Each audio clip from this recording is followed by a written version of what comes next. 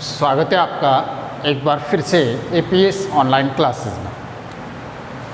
पिछले वीडियो में हमने बात की थी एक्टिव एंड पैसिव कंस्ट्रक्शन के बारे में, यानी कि पैसिव निर्माण के बारे में हमने बात की थी। और पैसिव निर्माण के समय हमने पढ़ा था कि पैसिव निर्माण में सबसे ज़्यादा जो इम्पोर्टेंट चीज़ होती है, जो सबसे ज़्यादा महत्वपूर्ण चीज़ है, वो होती है ऑब्जेक्ट प्लस जो हेल्पिंग वर्ब है वो। यानी कि एक सेंटेंस को एक्टिव से पैसिव में ट्रांसलेट करते समय हमें सबसे ज़्यादा जिस चीज़ की आवश्यकता होगी, सबसे ज़्यादा जिस चीज़ पर ध्यान देना है, वो हमारे पास दो चीज़ें हैं। नंबर फर्स्ट, सब्जेक्ट को ऑब्जेक्ट में ट्रांसलेट करना और ऑब्जेक्ट को सब्जेक्ट में ट्रांसलेट करना। नंबर सेकंड, हेल्पिंग वर्ब को ट्रांसलेट करना। ये दो चीज़ें हमारे लिए सबसे ज़्यादा इम्पोर्टेंट थी। ये बात हमने पिछले वीडियो में पढ़ी। साथ ही हमने ये पढ़ा था कि जो असर्टिव सेंटेंस होता है, असर्टिव का मतलब जिसको हम पॉजिटिव सेंटेंस कहते हैं, जिसको हम अफर्मेटिव सेंटेंस कहते हैं, जिसको सिंपल सेंटेंस कहते हैं, तो असर्टिव का मतलब भी साधारण होता है। तो जो असर्टिव सेंटेंस में हमने पढ़ा था कि किस तरीके से ऑब्जेक्ट को सब्जेक्ट की जगह रखा जाता है और किस तरीके से सब्जेक्ट को कहाँ रख दिया जाता है, ऑब्जेक्ट की जगह। ये भी हमने पढ़ा था किस तरीके से हमको हेल्पिंग वर्ब चेंज करनी होती है, किस तरीके से हम मेन वर्ब की थर्ड फॉर्म लगाते हैं, कौन कौन सी चीज़ें किस जगह पे लगाई जाती हैं। इन सारी बातों के बारे में डिस्कशन हमने किया था लास्ट वीडियो में। आज हम बात करेंगे उसी पैसिव कंस्ट्रक्शन में second sentence, sentence number B, यानी कि इंटेरोगेटिव सेंटेंस की। इंटेरोगेटिव यानी कि प्रश्नवाचक वाक्य। अब नाम से स्पष्ट है, जिसमें क्या पूछा जाता है, प्रश्न पूछा जाता है, जिसमें इंटेरोगेट किया जाता है, जिसमें सामने वाले से जानकारी ली जाती है, वो इंटेरोगेटिव सेंटेंस की श्रेणी में आता है। अब इंटेरोगेटिव की श्रेणी में आने के बाद, इसकी कैटेगरी में आने के बाद एक बात स्पष्ट हो जाती है, क्योंकि इंटेरोगेटिव दिमाग में आते ही वही पुरानी दो चीज़ें जो हमने टेंस में पढ़ी थी कि हमेशा इंटेरोगेटिव जो होता है, जो इंटेरोगेशन होता है, वो दो तरीके का होता है। कितने तरीके का होता है? दो तरीके का। अब वो दो तरीके कौन कौन से हैं? नंबर फर्स्ट, हेल्पिंग वर्ब से स्टार्ट होने वाले, और नंबर सेकंड WH फैमिली से, यानी कि WH वर्ड से स्टार्ट होने वाले। तो वही चीज़ हमें यहाँ भी काम में लेनी है। तो इंटेरोगेटिव में हम सबसे पहला पढ़ रहे हैं नंबर एक, हेल्पिंग वर्ब से स्टार्ट होने वाले। तो सबसे पहले उसके बारे में पढ़ते हैं कि हेल्पिंग वर्ब से किस तरीके से पैसिव का निर्माण किया जाता है। बाकी नियम, बाकी रूल्स एज इट इज़ जैसे सिंपल में थे। तो अब हम रूल्स यहाँ नहीं लिखेंगे, हम केवल एक छोटा सा सूत्र बनाएंगे और उसी सूत्र के अकॉर्डिंग हम सेंटेंस को क्रिएट करेंगे। तो चलिए देखते हैं किस तरीके से हेल्पिंग वर्ब से एक्टिव से पैसिव में ट्रांसलेट किया जाता है। अब जैसा कि आप देख सकते हो, यहाँ मैंने एक रूल लिखा है, हेल्पिंग वर्ब से स्टार्ट होने वाला, स्टार्ट विद हेल्पिंग वर्ब या यूज ऑफ हेल्पिंग वर्ब। तो यहाँ बिल्कुल सिंपल सा है। असर्टिव यानी कि जो अफर्मेटिव सेंटेंस था और जो इंटेरोगेटिव सेंटेंस है, दोनों के बीच में डिफरेंस क्या है? दोनों के बीच में दो चीज़ों का डिफरेंस है। समझ लीजिए मेरी बात को। जो असर्टिव यानी कि अफर्मेटिव वाला जो हमारा रूल था, उसमें हेल्पिंग वर्ब ऑब्जेक्ट बटे सब्जेक्ट के बाद थी, यानी ऑब्जेक्ट के बाद ही इस जगह पे सेकंड नंबर पर क्या थी? Helping verb. और ये क्योंकि हेल्पिंग वर्ब से स्टार्ट हो रहा है, तो हमने सेकंड नंबर को फर्स्ट पे कर दिया है और फर्स्ट नंबर को सेकंड पे कर दिया। केवल इतना सा एक चीज। दूसरा, मार्क ऑफ इंटेरोगेशन यानी कि प्रश्नवाचक चिन्ह, जो कि प्रश्नवाचक वाक्य में अहम भूमिका निभाता है, मेन रोल प्ले करता है, वो क्या है? मार्क ऑफ इंटेरोगेशन, प्रश्नवाचक चिन्ह।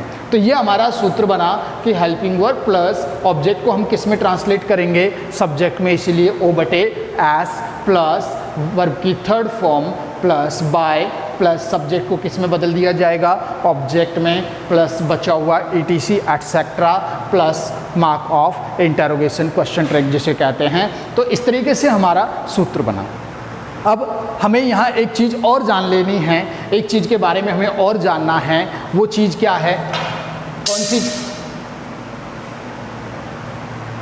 एक चीज़ के बारे में और जान लेना है। वो चीज़ क्या है?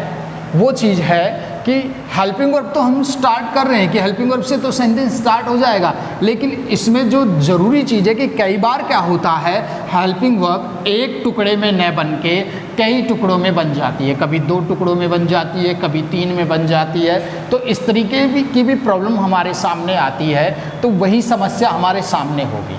ध्यान दीजिए कि जो हेल्पिंग वर्ब होती है हमें केवल उसी को बाहर लाना है। अब मैं यहाँ थोड़ा सा टेंस के बारे में डिस्कस करूँगा।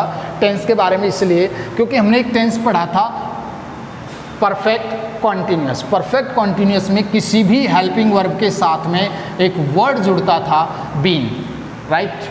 ठीक इसी तरीके से अब मैं पैसिव एक्टिव के बारे में बात करूँगा कि एक्टिव में अगर इज़ेमार हेल्पिंग वर्ब हो, ध्यान दीजिए मेरी बात पर, एक्टिव में अगर इज़ेमार हेल्पिंग वर्ब हो तो पैसिव में बताइए क्या होगा।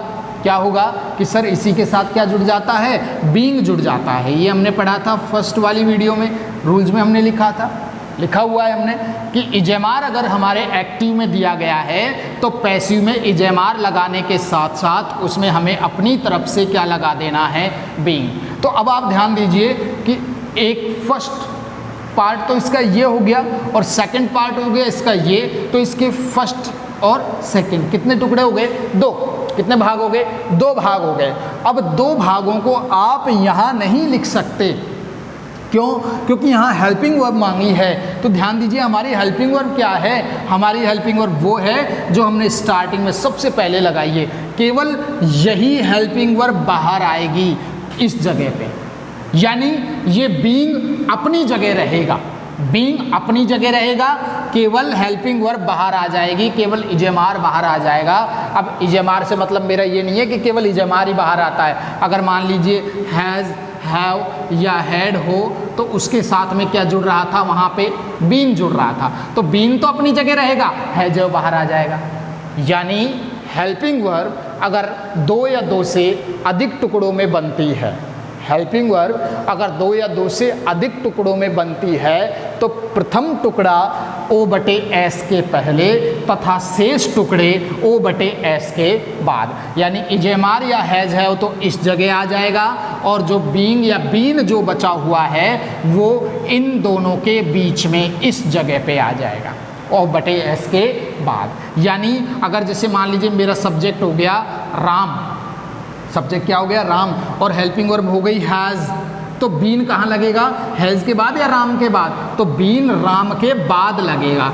लग गया बीन राम के बाद। अब क्या बना, HV, ये HV हो गई, ये O/S, ये O/S हो गया और इसके तुरंत बाद हमने बची हुई हेल्पिंग वर्ब लिख दी। तो इस तरीके से हमें लिखना है, इस तरीके से हमें लिखना है। आप इसे नोट कर सकते हैं, हम इसे कॉपी में नोट कर सकते हैं। किस तरीके से नोट करेंगे, लिखिए इस तरीके से हम नोट डालेंगे कि यदि दी गई HV यानी कि हेल्पिंग वर्ब 2 या 2 से अधिक टुकड़ों में बन रही है तो PV बनाते समय, PV यानी पैसिव वॉइस बनाते समय प्रथम टुकड़ा मैंने आपको बताया था कि इज़ेमार प्लस बीइंग है तो इज़ेमार प्रथम टुकड़ा हो गया, बीइंग दूसरा हो गया। तो प्रथम टुकड़ा O/S के पहले यानी O/S के पहले इस जगह पे आ जाएगा तथा शेष टुकड़े O/S के बाद यानी इसके बाद इस जगह पे आ जाएंगे। इनको रख देते हैं। तो आपको ध्यान रखना है फर्स्ट टुकड़ा HV से पहले रखना है, सेकंड टुकड़ा HV के O/S के बाद रखना है। फर्स्ट HV की जगह और सेकंड टुकड़ा O/S के बाद रखना है। ठीक है, बात क्लियर हो गई। तो चलिए अब इसके एग्जाम्पल करके देखते हैं। यहाँ आप कुछ एग्जाम्पल्स लिखे हुए देख रहे हैं। अब हम इन एग्जाम्पल्स को हल करते हैं, इनको ट्रांसलेट करते हैं एक्टिव से पैसिव में। एक्टिव से पैसिव में ट्रांसलेट करते हैं, लेकिन 2 बातें नोट कर लेते हैं इसके बारे में कि पहला तो ये कि क्या ये इंटरोगेटिव है, तो बिल्कुल, क्योंकि इसमें मार्क ऑफ इंटरोगेशन लगा हुआ है जिसका मतलब होता है कि ये इंटरोगेटिव है, प्रश्नवाचक है। दूसरा ये कि ये किससे स्टार्ट हो रहा है, हेल्पिंग वर्ब से और WH वर्ड से। तो हम यहाँ देखते हैं कि यहाँ हेल्पिंग वर्ब दी गई है, कोई भी WH वर्ड वाला या WH फैमिली वाला कोई भी वर्ड नहीं दिया गया है जो W और H से स्टार्ट होता है, वाट, वैन, हु, हुज, वाई, ये इसमें से कोई सा भी नहीं दिया हुआ है, केवल हेल्पिंग वर्ब यहाँ दी हुई है। तो हम हेल्पिंग वर्ब वाले रूल से इसकी ट्रांसलेट करते हैं, किस तरीके से इसको बदला जाए। तो आप ध्यान दीजिए, आपको याद होगा जो हमने हेल्पिंग वर्ब वाला जो रूल लिखा था वो आपको याद होना चाहिए। उसमें कह रहा है कि सबसे पहले हेल्पिंग वर्ब रखो, सबसे पहले क्या रखो, हेल्पिंग वर्ब। अब आप देखिए कि इस पूरे सेंटेंस में आपको हेल्पिंग वर्ब कौन सी दिख रही है, कौन सी हेल्पिंग वर्ब है। तो इसमें हेल्पिंग वर्ब कौन सी दी गई है, हैव। हेल्पिंग वर्ब, क्योंकि वाक्य ही हेल्पिंग वर्ब से स्टार्ट है, पूरा सेंटेंस हेल्पिंग वर्ब से स्टार्ट हो रहा है, तो स्टार्टिंग में ही हेल्पिंग वर्ब है। कौन सी दी हुई है, हैव। जहाँ हैज़ दिया हुआ होता है वहाँ पैसिव बनाते समय दूसरा वर्ड क्या जुड़ जाता है भाई, बीन जुड़ जाता है, राइट। क्लियर हुआ। अच्छा, अब हमें स्टार्टिंग में हैज़ हैव में से तो एक रखना है, प्लस में क्या लगा देना है, बीन। यही हेल्पिंग वर्ब होगी ना। और सूत्र भी, रूल भी हमारा यही कह रहा है कि भाई शुरू में हेल्पिंग वर्ब लगाओ। तो हेल्पिंग वर्ब हैज़ हैव में से लगाऊं या बीन को लगाऊं, हैज़ हैव लगेगा ना भाई। जब दो टुकड़े बन जाएं, हैज़ हैव एक टुकड़ा हो गया, बीन दूसरा हो गया, तो हैज़ हैव तो एच बी की जगह लगेगा और बीन कहाँ लगेगा, ओ बटे एस के बाद, राइट। अब हैज़ हैव में से एक लगाना है, लेकिन सिंगुलर और प्लूरल नंबर की प्रॉब्लम आ रही है। हैज़ हैव सिंगुलर के साथ और प्लूरल के साथ वाली समस्या पैदा कर रहा है। तो हैज़ तो आएगा सिंगुलर के साथ और आई वी यू दे प्लूरल के साथ क्या आएगा, हैव आएगा। अब हम अपना ऑब्जेक्ट देख लेते हैं कि हमारा ओ बटे एस जो बदल कर आएगा वो सिंगुलर होगा कि प्लूरल होगा। तो ऑब्जेक्ट के बारे में बात करते हैं। मैंने आपको बताया था ऑब्जेक्ट हमेशा किसके बाद होता है, वर्ब के बाद। अगर आप ऐसे नहीं ढूंढ सकते हो तो अगर वर्ब आप ढूंढ लेते हो तो वर्ब से सवाल कर लो, क्या या किसको, व्हाट एंड हुम, दोनों में से कोई भी सवाल कर लो, आंसर में जो निकल के आएगा वो हमारा ऑब्जेक्ट है। हमारा यहाँ वर्ब हो गया कुक्ड, पकाया। क्या पकाया, मील। किसको पकाया, मील को पकाया। तो ये हमारा क्या है, ऑब्जेक्ट है। या ऐसा मान लो कि वर्ब के बाद ये ऑब्जेक्ट होता है, राइट। अच्छा, मील उधर से इधर आएगा तो बदलेगा। मील का मतलब भोजन होता है, मील का मतलब क्या होता है, भोजन। मील उधर से इधर आएगा तो क्या बदलेगा, बिल्कुल नहीं बदलेगा। तो जिस चीज़ को हम गिन नहीं सकते, अब मील को गिना जा सकता है क्या, एक भोजन दो भोजन, नहीं गिना जा सकता। उसको किस में मानते हैं, सिंगुलर नंबर में। तो हैज़ हैव में से हमारी हेल्पिंग वर्ब सिंगुलर लगेगी, प्लूरल लगेगी, सिंगुलर लगेगी। तो मैं यहाँ हैज़ हैव में से क्या लगा देता हूँ, हैज़। क्लियर बात। अब कहता है कि ओ बटे एस को लाओ। तो हमारा ओ बटे एस क्या था, मील ऑब्जेक्ट था, इसको सब्जेक्ट में बदलेंगे तो भी क्या रहेगा, मील रहेगा, राइट। अच्छा, अब कहता है कि दूसरा टुकड़ा क्या था, बीन। हमें इसे इसके बाद लगा देना है। लगा दिया बीन।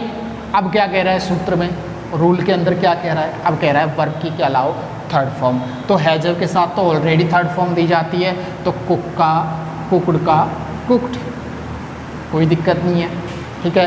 अब क्या कह रहा है बताइए, बाय। क्या लगाइए, बाय। हमने यहाँ पे बाय लगाया। अब क्या कह रहा है कि सर सब्जेक्ट लगाओ, यानी सब्जेक्ट को ऑब्जेक्ट में बदलो। सब्जेक्ट क्या है, ये रहा, हेल्पिंग वर्ब के बाद होता है सब्जेक्ट। यू इधर है उधर जाएगा तो भी क्या रहेगा, यू रहेगा। और लास्ट में क्या लगेगा, जो सबसे इम्पोर्टेंट है, mark of interrogation. Has meal been cooked by you, has the meal been cooked by you. आप किस तरह इसमें आर्टिकल लगा सकते हैं, ए एंड द का यूज हो सकता है, has meal been cooked by you, ठीक है। इस तरीके से हमारा एक्टिव से पैसिव में ट्रांसलेशन हुआ। चलिए सेकंड एग्जांपल देखते हैं। Do you remember me, do you remember मी। तो आप सबसे पहले कंफर्म कर लीजिए हेल्पिंग वर्ब क्या है, स्टार्टिंग विथ हेल्पिंग वर्ब। तो हेल्पिंग वर्ब भी क्या है, डू। ये हमारी क्या हो गई, हेल्पिंग वर्ब, ठीक है।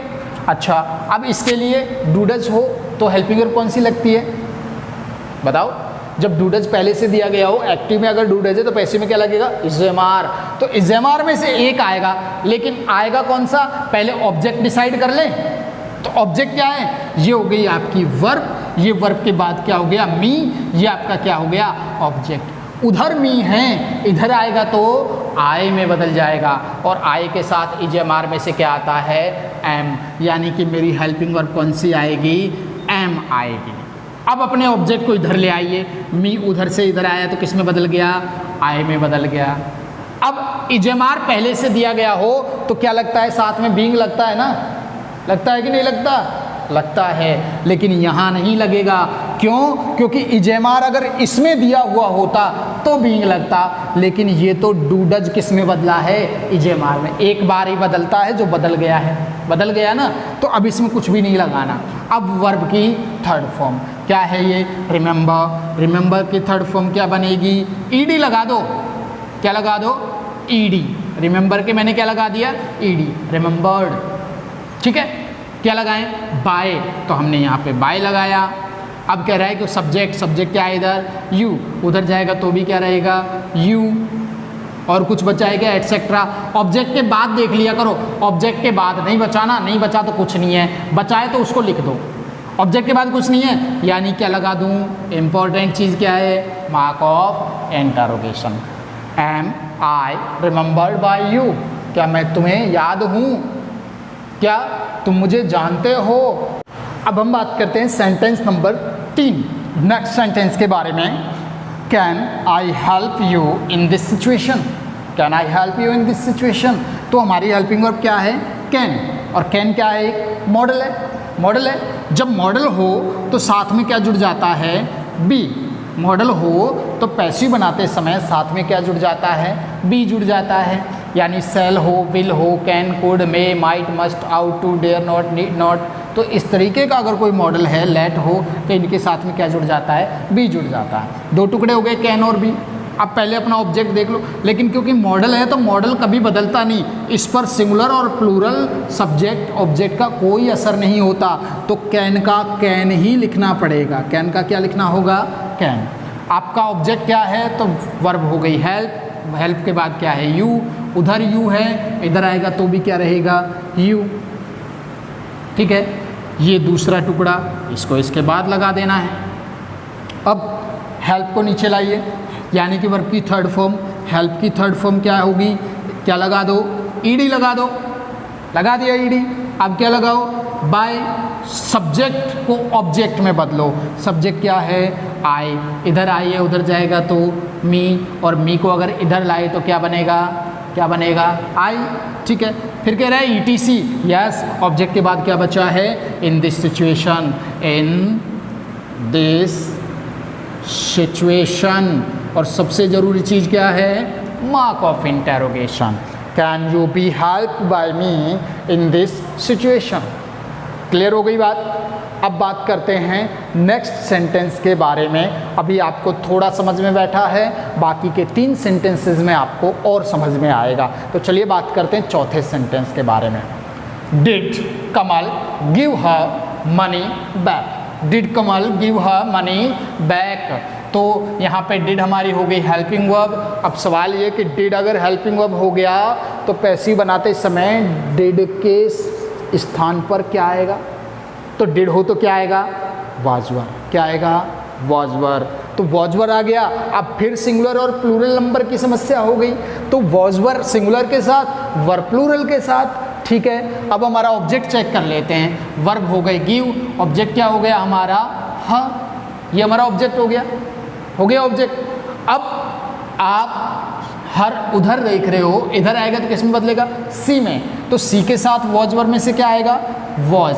तो मेरी हेल्पिंग वर्ब क्या हो गई? वॉज। और ऑब्जेक्ट बटे सब्जेक्ट में क्या आ जाएगा? हर को किस में बदल देंगे? सी में। अब वर्ब की थर्ड फॉर्म, गिव की थर्ड फॉर्म GIVE, केवल इसके क्या लग जाएगा? N, given. ठीक है, अच्छा अब बाय लगाओ, बिल्कुल बाय लगाएंगे। अब क्या कह रहा है सर? ऑब्जेक्ट यानी कि सब्जेक्ट को ऑब्जेक्ट में बदलना है। इधर कमल है, उधर जाएगा तो भी कमल रहेगा ना, विमल थोड़ी होगा, तो कमल ही रहेगा। कमल का कमल, ये आपका हो गया ऑब्जेक्ट। अब कह रहा है सर ETC बिल्कुल बचा है, ऑब्जेक्ट के बाद देखिए क्या बचा है? मनी बैक, मनी और बैक, और सबसे जरूरी चीज मार्क ऑफ इंटरोगेशन। बात क्लियर हो गई? समझ में आ रहा है आपको? चलिए अब 5वां सेंटेंस बना के देखते हैं। पहले आप कोशिश कीजिए, फिर मैं कोशिश करता हूँ। ठीक है, सबसे पहले हेल्पिंग वर्ब हो गई हमारी सेल। तो सेल तो एक मॉडल है, बिल्कुल मॉडल है, और मॉडल हो तो साथ में क्या जुड़ जाता है? बी जुड़ जाता है। मॉडल हो तो साथ में क्या जुड़ जाता है, बी जुड़ जाता है। बात क्लियर हुई? मॉडल हो तो साथ में क्या जुड़ जाता है, बी जुड़ जाता है। तो बी जुड़ेगा, बिल्कुल जुड़ेगा, जुड़ेगा ना बी। अच्छा, अब हमें ऑब्जेक्ट चेक कर लेना है अपना, तो हमारी वर्ब हो गई चेक, इसके बाद ऑब्जेक्ट क्या हो गया, योर रूम, क्योंकि ये एक पजेसिव प्रोनाउन, एक संबंधवाचक सर्वनाम है। संबंधवाचक सर्वनाम के बाद एक संज्ञा होती है, दोनों साथ में चलते हैं। योर रूम हमारा ऑब्जेक्ट हो गया। उधर योर रूम है, इधर आएगा तो भी योर रूम रहेगा। ध्यान रखिए यहाँ पे वी के साथ सेल है, वी के साथ क्या है, सेल। यहाँ वी के साथ सेल है, बाकी सबके साथ क्या आता है, विल। आई और वी के साथ सेल आएगा, बाकी के साथ क्या आएगा, विल। तो मेरी यहाँ हेल्पिंग वर्ब क्या बनेगी, विल, क्योंकि हमारा ऑब्जेक्ट क्या होगा, योर रूम। योर रूम को इधर ले आइए, योर रूम। अब हमारा दूसरा टुकड़ा क्या था, बी, इसको यहाँ लगाएंगे, यही लगाएंगे ना। अब वर्ब की थर्ड फॉर्म चेक, तो चेक की थर्ड फॉर्म क्या लगा दो, ईडी, चेक। अब बाय लगाइए, बाय लगाया, सब्जेक्ट क्या है, वी, ये उधर जाएगा तो किस में बदलेगा, अस में। ध्यान दीजिए, हमने पढ़ा था कि अगर कोई इंडेफिनेट, अनिश्चित या अनइम्पोर्टेंट, अनमहत्वपूर्ण सब्जेक्ट अगर है तो उसे बाय प्लस रूप में नहीं लगाते हैं। तो वी हमारा प्लूरल नंबर है और ये निश्चित नहीं होता। हम कौन, हम में बहुत सारे हैं, डेफिनेट नहीं है, इंडेफिनेट है, नहीं है तो बाय प्लस सब्जेक्ट नहीं लगेगा। इसको यहीं ख़त्म कीजिए, ठीक है। फिर बचा हुआ क्या है, नाउ बचा है, ये लो, ठीक है। और लास्ट में क्वेश्चन मार्क, ठीक है। Will your room be check now, will your room be check now, क्या तुम्हारा कमरा चेक किया जा सकता है, ठीक है। चलिए अब बात करते हैं नेक्स्ट सेंटेंस की। Are you making me fool, are helping verb हो गई, इजेमार पहले से हो तो क्या जुड़ जाता है साथ में, B E I N G, being, right, being जुड़ जाएगा। अब वर्ब, हमारी वर्ब हो गई मेकिंग, मेकिंग के बाद ऑब्जेक्ट क्या हो गया, मी। हालांकि फूल भी ऑब्जेक्ट है, लेकिन उसके बारे में हम बाद में पढ़ेंगे डबल ऑब्जेक्ट्स में, ठीक है। तो मी हमारा ऑब्जेक्ट हो गया, उसको हम इधर लेंगे, किस में बदलेगा, आई में। इजेमार है तो आई के साथ क्या आएगा, एम आएगा, एम। और इधर मी आ गया तो किस में बदल गया, आई में। साथ में क्या जुड़ जाएगा, इधर बीइंग जुड़ जाएगा। अब मेकिंग की थर्ड फॉर्म मेड हो जाएगी, हो गई मेड। फिर क्या लगेगा, बाय, सब्जेक्ट क्या है इधर, यू, उधर जाएगा तो भी क्या रहेगा, यू। अब कुछ बचा है, एटसेट्रा, बिल्कुल बचा है। ऑब्जेक्ट के बाद देखिए फूल, ये अपनी जगह रहेगा, हो गया। लास्ट में लग जाएगा mark of interrogation, am I being made by you fool. या आप चाहो तो एटसेट्रा को पहले रख दो, तब क्या बनेगा, am I being made fool by you. Clear बात हुई। इस तरीके से आपको हेल्पिंग वर्ब वाले इंटरोगेटिव सेंटेंस करने हैं। नेक्स्ट वीडियो में हम बात करेंगे WH वर्ड से स्टार्ट होने वाले mark of inter. Next video में हम बात करेंगे WH फैमिली से स्टार्ट होने वाले इंटरोगेटिव सेंटेंसेस के बारे में, ठीक है।